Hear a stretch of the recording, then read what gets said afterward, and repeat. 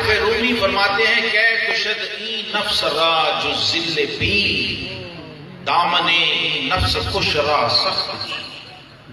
کہتے ہیں اور جتنے بھی اسباب ہیں تمہارے کسبی ان کے اندر رزق موجود ہے، لیکن جب مرشد کامل کو اپنا سونپ دو گے تو پھر تمہاری ذمہ داری ختم اور مرشد کی ذمہ داری شروع. یہ طریقت جو ہے نا، اب تو اس کو بڑا آسان سمجھا جاتا ہے، لیکن صوفیہ سے پوچھیں تو کہتے ہیں توحید متاعیز کے بردار فروشت، گل نیس کے در کوچہ و بازار فروشت.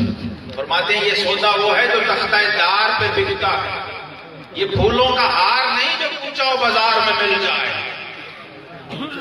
یہ بڑا اوکھا پینڈا ہے، مشکل رستہ ہے اور پل صراط ہے، اور حضرات صوفیہ کرام نے اس کو طے کر کے ہمارے لیے رہنمائی فرمائی ہے کہ اس طریق پہ آؤ گے تو کامیاب ہو جاؤ. بایزید بستامی رحمت اللہ علیہ، آپ جا رہے تھے، پیچھے ایک مرید آ رہا تھا، تو جہاں جہاں آپ کے قدم کا نشان پڑتا وہ وہیں قدم رکھتا.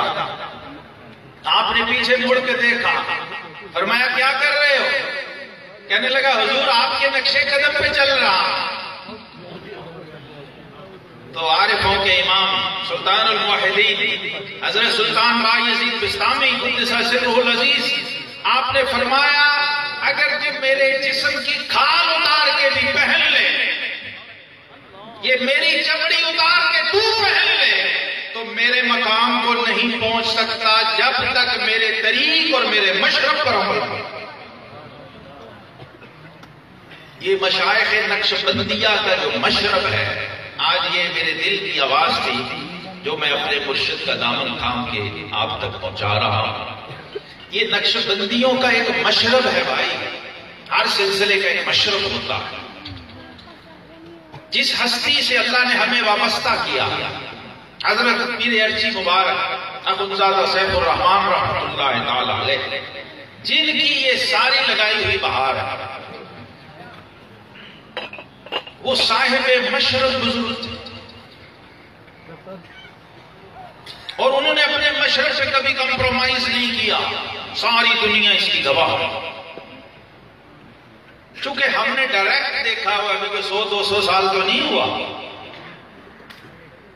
اس لیے میں یہ پیغام آپ تک پہنچا رہا ہوں. صوفی وہ ہوتا ہے جو اپنے مشرب سے پہچانا، اپنے مشرب پہ کبھی کمپرومائز نہ کریں. جو سیفی آستانہ کہیں بھی ہے وہ تب سیفی آستانہ ہے اگر وہاں سیفیت چھلکے. مشرب سیف الرحمان پیر ارچی مبارک وہاں چھلکے تو وہ سیفی آستانہ ہے. اگر اس کے اندر آمیزش ہو گئی، مکسنگ ہو گئی، تو پھر وہ کیفیات و برکات اس طرح پیورٹی کے ساتھ نہیں رہیں گی. صوفی، تصوف، صفا، یہ سب اس کا مطلب ہی یہ ہے کہ مسلمانوں میں وہ طبقہ، وہ شعبہ، وہ شخص جو اپنے اقوال میں، اپنے اعمال میں اور اپنے احوال میں ملاوٹ ہونے نہ دے، وہ صوفی ہے، وہ صاحب سلوک ہے. تو اس دل کے برتن کو صحیح اور درست رکھنا، اس پر نیت کا مدار ہے، نیت پر اعمال کا مدار ہے، اور قلب کی صحت پر نیت کی صحت کا مدار ہے. اس لیے حضرات صوفیہ کرام نے فرمایا، اور حضرت امام ربانی سیدنا مجدد الفسانی الشیخ احمد سرندی فاروقی رضی اللہ تعالیٰ عنہ، آپ فرماتے ہیں کہ اللہ نے قرآن میں فرمایا فی قلوبہم مرض فزادہم اللہ مرضا. فرماتے ہیں جن کے دلوں میں بیماری ہوتی ہے، جن کے دل بیمار ہوتے ہیں، یہ اتنی باریک بات ہے کہ یہ 1000 سال کا مجدد ہی کر سکتا ہے، اس کے علاوہ کسی کی پہنچ یہاں نہیں ہے. آپ فرماتے ہیں جس کا دل بیمار ہو، اگر وہ ایسی نفلی عبادت کر رہا ہو جس کے اندر فرائض اور واجبات کی رعایت نہ ہو، محض ذکر کر رہا ہو اور دل بیمار ہو، تسبیح پھیر رہا ہو، نفل پڑھ رہا ہو، ریاضت و مجاہدہ کر رہا ہو، آپ فرماتے ہیں اس کی بیماری اور بڑھ جائے گی. یہ وہ بات ہے جو صرف آپ کے سامنے یہاں میں کر سکتا ہوں، اور کہیں کروں گا تو لوگ کھڑے ہوئے ہیں کہ آپ کیا کہہ رہے ہیں۔ یہ تشخیص کوئی نباز کر سکتا۔ آپ فرماتے ہیں کہ بغیر نفی اس بات کے جھاڑو کے، اپنے باطن و سینے کی صفائی کے، جو شخص نفلی عبادت میں مشغول ہے وہ ایسے جیسے بے وضو نماز پڑھتا۔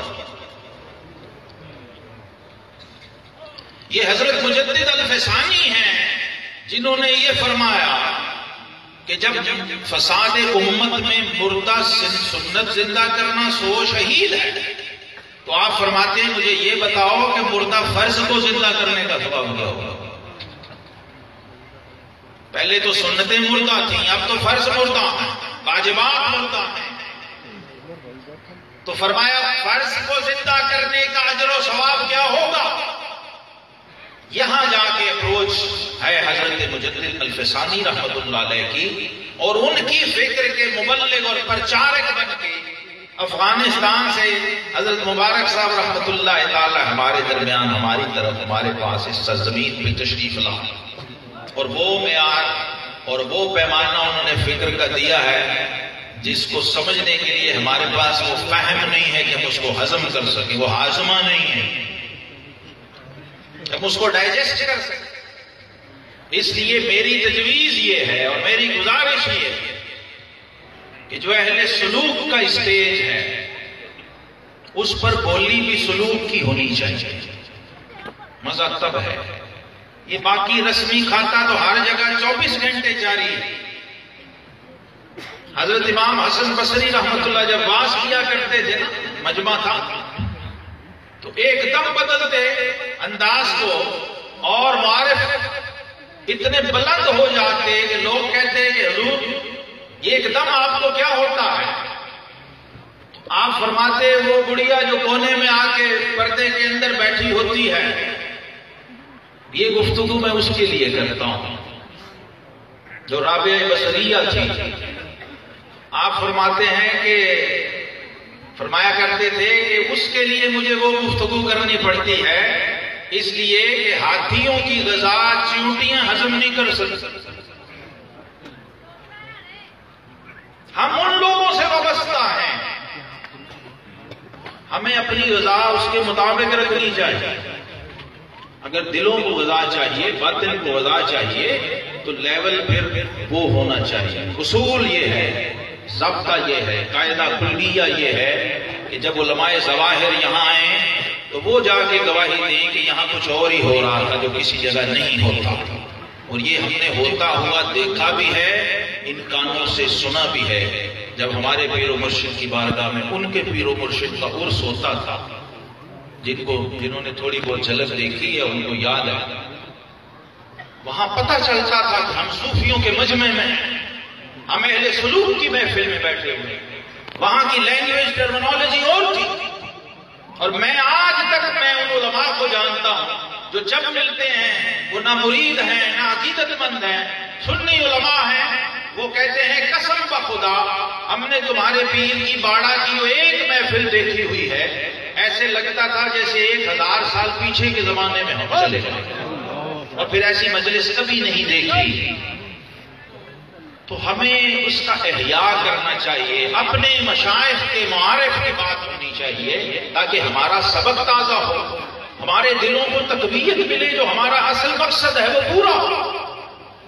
یہ رسمی جو کھاتے چل رہے ہیں اس پہ اپنا وقت ہمیں صرف نہیں کرنا چاہیے، کیونکہ یہ ماشاءاللہ جلسے تو اہل سنت کے دن رات محفلیں جاری ہیں، ہم بھی جاتے ہیں، خطاب کرتے ہیں، سب کچھ ہوتا ہے، لیکن جو ہمارے آستانے سلسلے سیفیہ کی خلافت یافتہ جو خانقاہیں ہیں، میں یہ گزارش کرتا ہوں کہ وہاں پر ہمیں چاہیے کہ اس فرق کو ملحوظ رکھتے ہوئے اپنے فکر کو، اپنے پیغام کو، اپنے سلوک کے میسج کو آگے پہنچائیں جو ہمارے بزرگوں نے ہمیں دیا۔ حضرت مبارک صاحب رحمت اللہ تعالی علیہ کی خدمت میں جو چند منٹ بھی کسی نے گزارے صحیح شعور کے ساتھ، اس کے سینے میں وہ درد ضرور ہے، وہ کہیں بھی۔ حضرت مبارک رحمت اللہ تعالی علیہ ایک موقع پر میں بیٹھا تھا تو آپ مکتوب نمبر 268 دفتر اول اس پہ گفتگو فرما رہے تھے، تو آپ نے فرمایا کہ یہ حدیث ان العلماء ورثۃ الانبیاء حضرت امام ربانی نے نقل کی ہے، اور فرمایا کہ ہر عالم انبیاء کا وارث نہیں ہے، انبیاء کا وارث وہ عالم ہے جس کے پاس انبیاء کی پوری وراثت ہو، اور پوری وراثت کیا ہے؟ وَيُعَلِّمُهُمُ الْكِتَابَ وَالْحِكْمَةَ وَيُزَكِّيهِمْ، جس کے پاس علم کتاب بھی ہے اور علم باطن بھی ہے، علم سلوک بھی، علم احکام اور علم اسرار، جو دونوں کا وارث ہے وہ عالم ہے۔ یہ اور کسی کو پتہ نہ ہو، ایک سنی سالک سیفی کو ضرور پتہ ہونا چاہیے، کیونکہ ہمارے مشائخ نے